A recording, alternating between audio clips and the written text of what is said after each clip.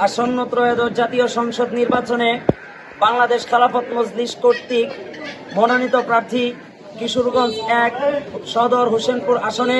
বাংলাদেশ খেলাফত মজলিসের কোন নেতা আছে?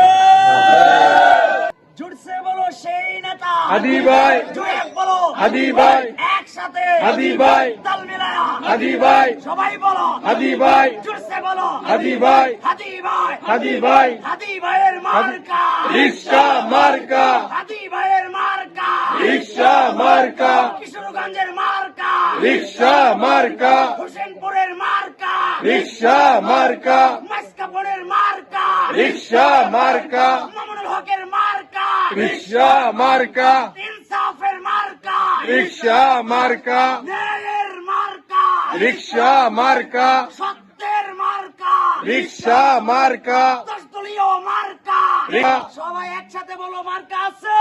আছে।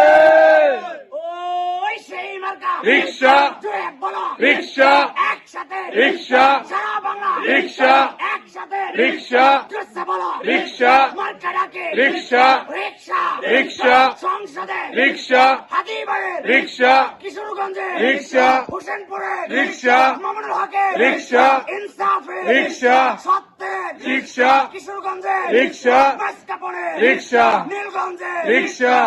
ওই সেই মার্কা রিক্সা। নারায়ণ তাকবীর আল্লাহু আকবার।